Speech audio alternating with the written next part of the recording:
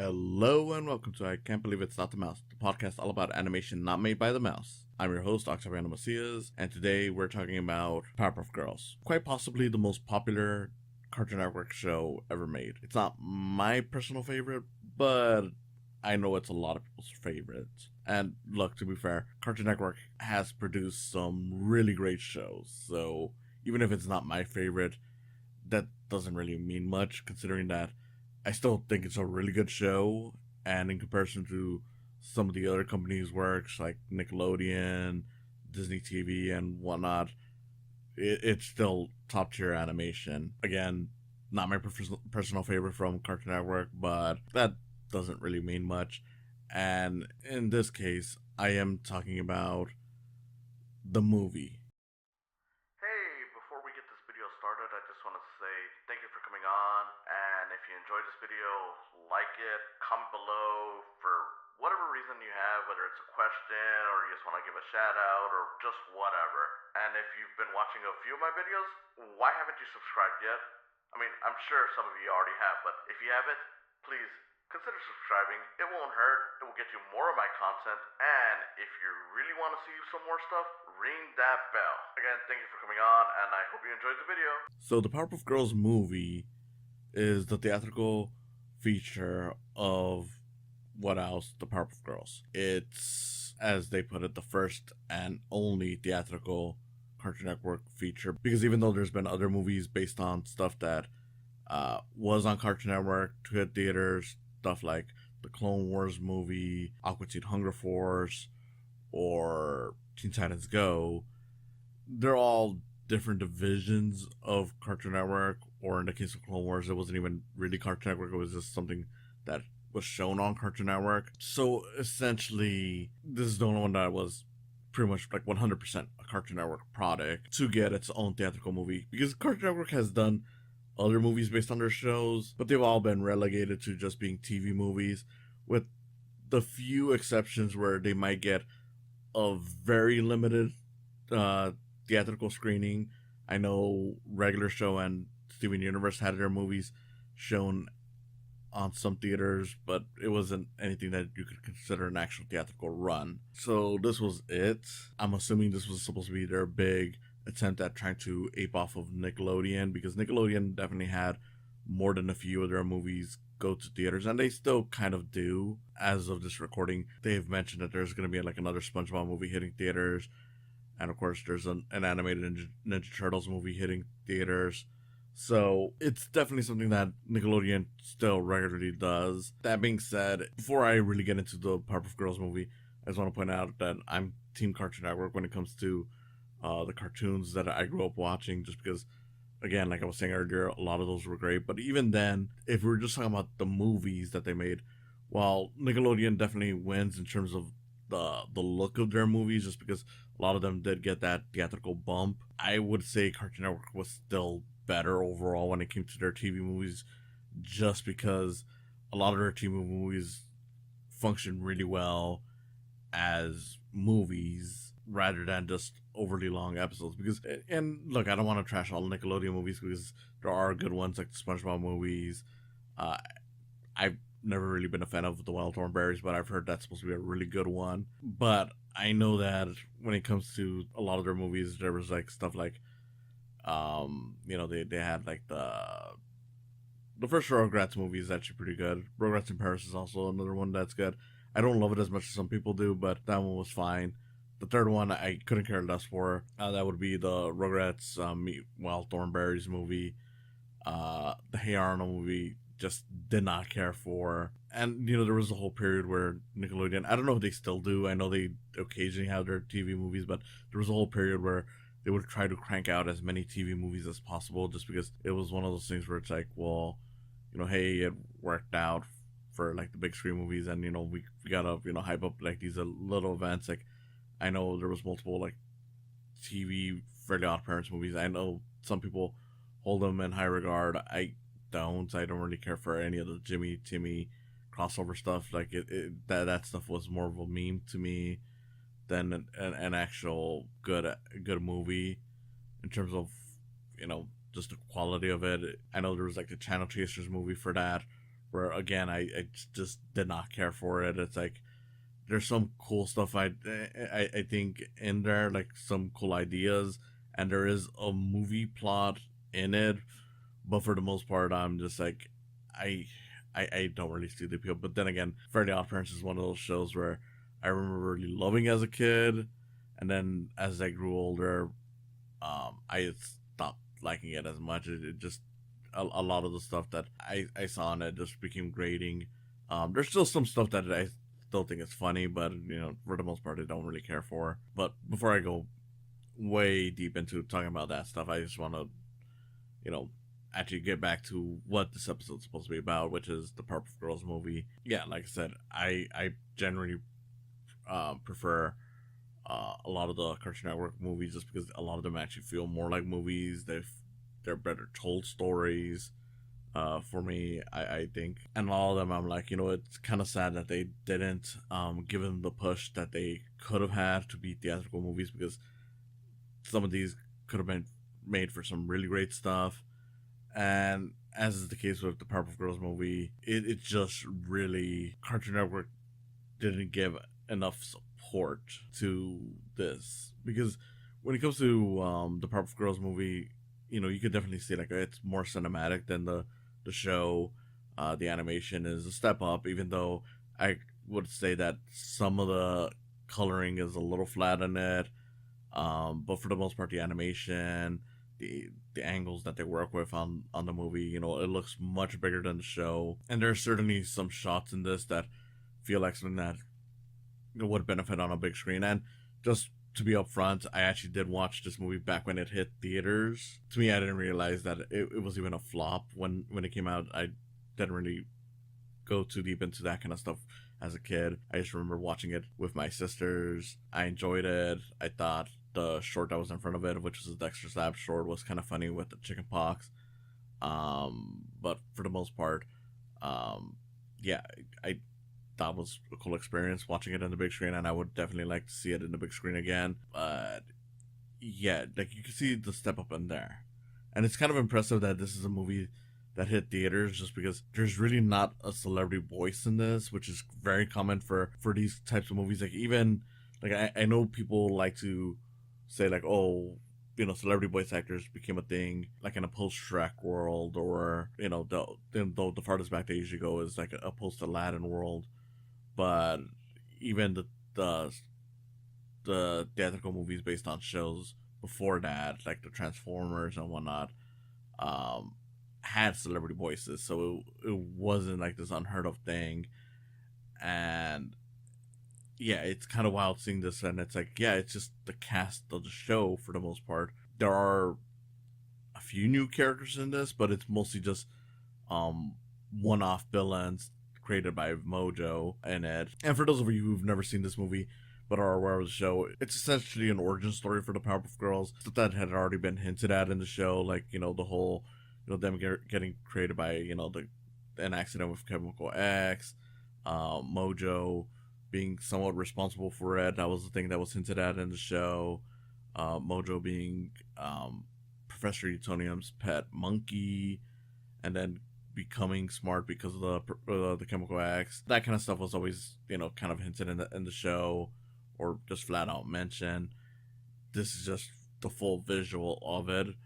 And it's a really fun time. If there's any real problem with the show, I mean with the movie, is just that for a movie that is essentially made for theaters, it is very short. Like it feels like, and again, this kind of goes back to what I'm saying, like with the Cartoon Network probably didn't have the full confidence in it. Like they wanted to just kind of test it out a bit, or maybe it was Warner Bros. I'm not too sure, but you can see that, like, because this movie is very short. It's like 70 minutes, not even counting like the credits, which doesn't even bump it up by much. I think an extra 10 minutes could have helped with the movie, just because like while it is very good, there are some things where I feel like they could have explained a little bit better. Like some of it, I don't want to say that it's made specifically for fans, because again, it's an origin story, so even if you've never seen the show, you could easily follow this movie. But some of it is kind of left to like, okay, if you're a fan of the show, you kind of get the dynamic enough to follow it along. Like with Mojo, I feel like they kind of rushed through his origin a bit. Not so much in terms of, how he's created, because you do see like in the opening, he's a monkey and he was, Professor Utonium's, pet essentially. And then after the girls are created, he's completely ignored. So you see him just seeing how he's ignored and then leaving. And then you get little glimpses here and there after that where it's like, okay, so he's become homeless. He's, of course, become evil and whatnot. And, well, I'm not saying that they needed a full-on story explaining how he became evil. I do think that there could have been some scenes kind of filling in just to further explain his view on the world. Like, because a big part of this movie is that towards the end, he tricks the girls to essentially help him create a Planet of the Apes type scenario where he makes a bunch of monkeys from the zoo, which, funny enough, it's like there wasn't that many monkeys in the zoo, and yet here's a whole bunch of monkeys running around. But whatever, it's cool. It's animation. It doesn't really matter. But he makes them all intelligent, and I don't know. I think you could have had a scene where maybe like after he left the professor's place, he could have seen like other people mistreating monkeys, and that maybe leads him to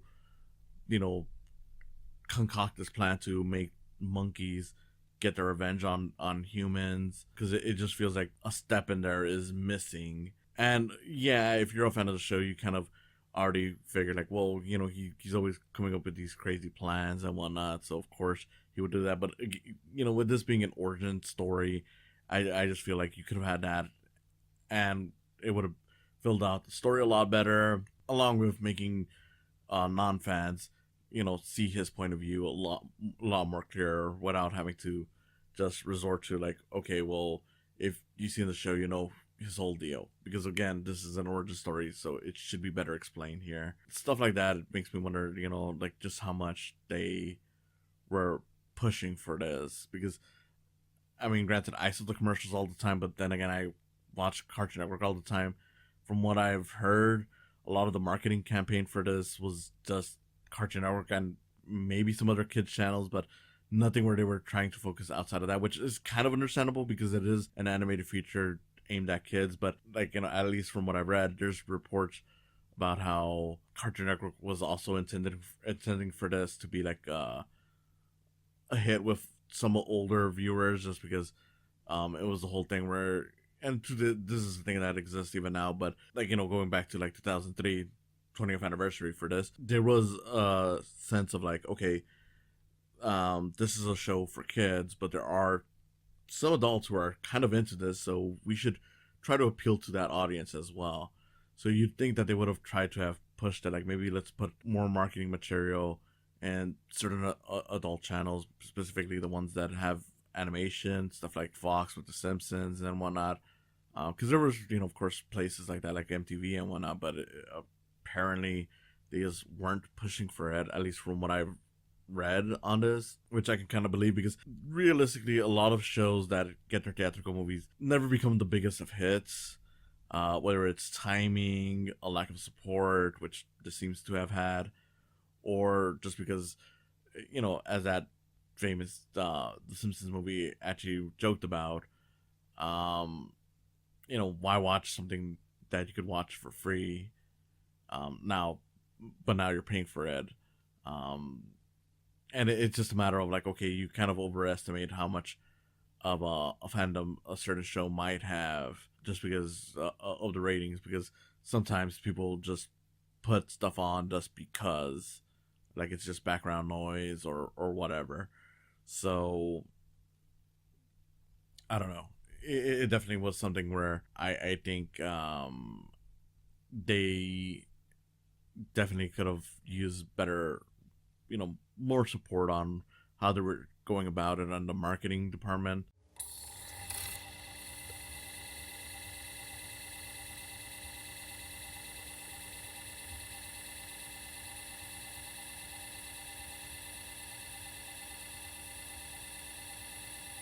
beyond that, I'd still say it's a wonderful time. The animation is really neat. Like, even if at times it's a little cheap, for the most part, when it pops, it really does go out there. I do like how a lot of the story being an origin for the characters makes it easier for newcomers. And even if you're not a newcomer, like with me, when I saw it, I was already a fan of the show.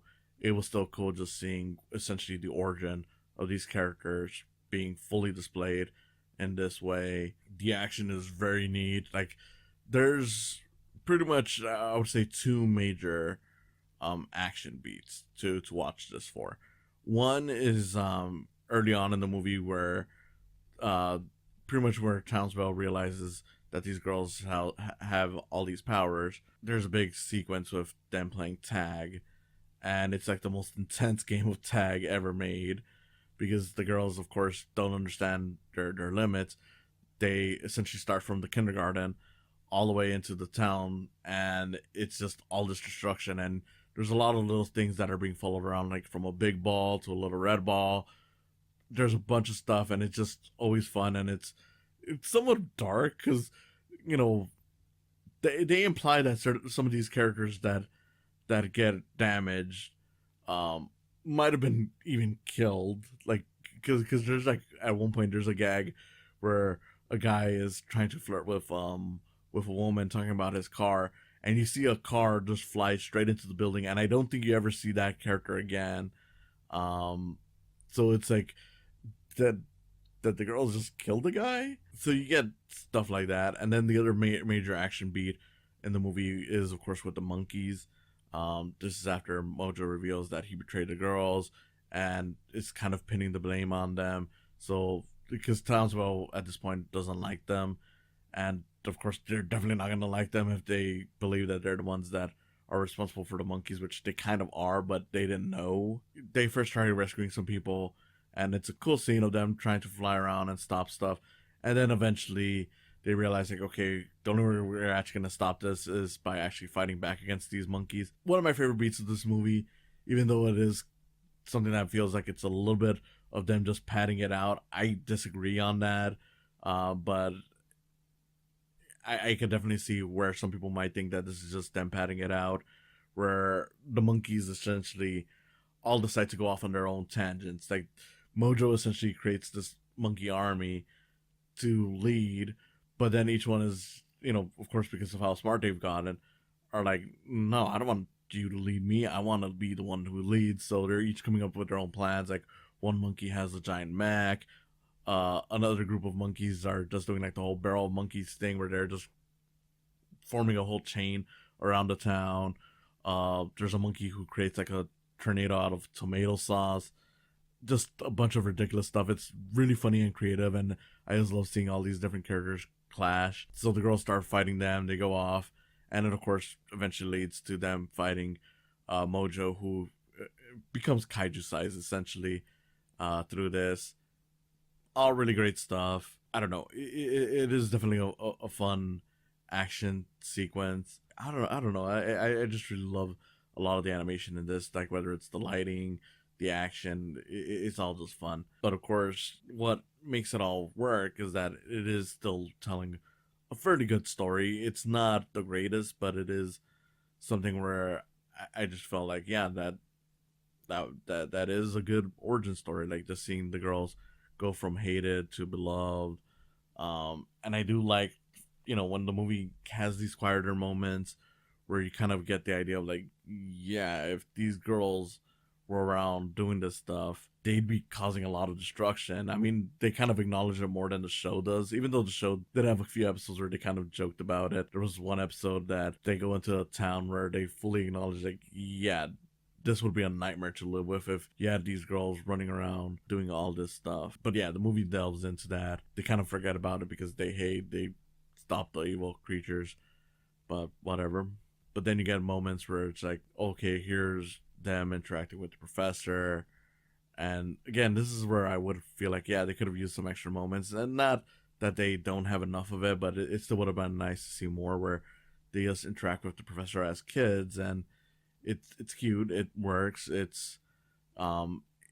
helps kick in the emotion when it needs to, especially towards the middle of the movie where you see that the professor has been arrested. The girls think that he abandoned them, and they're walking around town seeing their own destruction and seeing all the different people insult them. As far as it being an origin story, one of the things I really do gotta give it praise for is that it's one of the very rare origin prequel, type stories where they don't hammer in the stuff that you eventually know about these characters. Because while it does have a sense of like, okay, some of this is built for longtime fans in terms of just fill in the gaps for how Mojo is evil and whatnot, just because that's his deal in the show.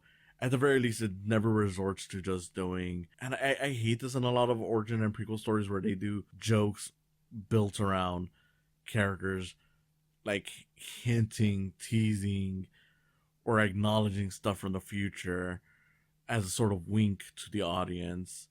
Like for example, like with the 2003 Teen Titans show, there was an episode late into the show where they decided to actually do the origin story of how the Titans came together, which is a fun episode. But my problem is that there's a lot of jokes in there where it's like, okay, I get it, I know, I've seen the show, so I know what this is referring to, but this just interrupts the flow of the story and it just ruins it. Like Cyborg at some point says like, oh, I'm only gonna say this one time, booyah, and it's like, haha, get it, because he says booyah all the time. Or here's Raven saying that Beast Boy's kind of funny. That one's not as bad, but it's still like, from what I remember on how they did it, was still kind of like, hey, get it, she finds him annoying in the show, just stuff like that. I know another example would be like Monsters University, which mostly avoids doing it, but towards the end there's a bit where I'm forgetting her name, but the lady who works at the company in that, who always gives Mike a hard time, like she appears in her what was it, CDA or whatever, but like in pretty much like the detective agency that she worked for, she appears in her outfit, so of course the characters don't see her because they don't meet her until later on. But we got to have that little interaction where she pops in and says, I have my eyes on you, or something like that. The thing she says to Mike, and like where she's like always watching or whatever, and it's just like, yeah, I get it, because she says that to Mike later on. Stuff like that just always ruins it for me. I just hate it. I'm glad this movie doesn't do that. Like it feels very natural for the characters. Like you get characters like the Gangrene Gang or Fuzzy Lumpkins who also pop up in this, but they don't try doing like jokes about like, oh, this is where the character eventually goes. Or Mojo doesn't do any kind of references like, oh, I hope one day I don't, I don't know, like, I hope one day I don't babysit these girls, because there's an episode where he babysits them. I don't know, like, it doesn't do any of that kind of humor, and I'm more than thankful for that. It's the kind of stuff where I'm like, we don't need it. I dislike it when shows do that. I dislike it when movies do that. I just don't like it. That Han Solo prequel movie is also another prime example where stuff just happens because, get it, that's a thing from the other movies. I don't know. I'm glad it doesn't do that. But yeah, at the end of the day, the thing that I will say for this movie is that I do really wish it was a little bit longer and I got more support, just because it would have been nice for future Cartoon Network movies. But for the most part, Cartoon Network still makes good movies. This movie did not do so well, so they decided not to do more theatrical movies. Sucks. But for what it's worth, it's still fun, and it's sad that this movie has almost become lost. Like, you can still easily find it online. It's not that hard to find, like pirated copies and whatnot, which, I know, yeah, I shouldn't really recommend that, but they've not re-released this movie in about 20 years. Like, pretty much the DVD release is the only official release, as far as I know, for this movie. I don't know if it's on any streaming sites. As far as I know, it wasn't, because I didn't see it that way, and you can't even purchase it digitally. So I don't know what they expect to do. Like, this is pretty much the most popular franchise for Cartoon Network. They've rebooted it. They've done a Japanese version of it. They've done so much with it. They wanted to do a live action version of it. You'd assume that they'd at least throw this movie a bone and give it, even if just cheap, a Blu-ray release. But they haven't done that. They haven't restored it, which sucks because it does look good as is, but I could just imagine with proper restoration how much better it could look. Instead, it's been nothing but a disappointment, and it sucks because it is a really nice, fun time to watch. I definitely recommend it if you're a fan of the show. If you're not a fan of the show, but you like superhero stuff, you'll enjoy it. If you're not a fan of superhero stuff, you might still enjoy it just because the animation is cute and the characters are likable. The only thing is that I will say maybe watch an episode or two to get a feel for the show. You don't necessarily need to because you can easily follow along, but like I said, since it is such a short movie, it does kind of feel like, especially on the villain side, because that's where I noticed it suffering most. Some of his motivation could have been fleshed out a little bit more instead of just based on assumptions, because, you know, hey, fans already know that this guy's a bad guy. I don't know. That's just my take on that. Like I said, it's a fun time regardless. Animation's neat, the voice acting is great, and it's just wonderful to see something where it didn't rely on celebrity voices, even though I have no problem with celebrity voices. So kudos whenever you can get something like this. Yeah, just a wonderful time, and as an origin story, it's great. I love the fact that it doesn't rely on just doing nostalgia, fan service humor. Give it a watch. Powerpuff Girls movie, great time. That's all I can really say. It's a great time. Thank you for watching, and I'll see you again next time. You can sniff my babu bop bombs! Oh, that's classy. Thank you for coming on today. If you enjoyed this, please consider subscribing to my YouTube channel where you'll see video versions of these podcasts. And if you just want to listen to them, there's always the option of just following the podcast on their various sites, whether it's Spotify, Podbean, or Apple Podcasts. Whatever you choose, I hope you continue enjoying these. And if you want to support me even further than that, there's always the option of Patreon. With Patreon, even just $1 will get your name on the video versions of this and on other videos that I may do outside of these podcasts. A few dollars more gets you some behind the scenes info, and as this continues to grow, you'll find that there's more perks to it. So I hope you consider supporting me through Patreon as well. In any case, again, thank you for listening, and I hope you have a wonderful day.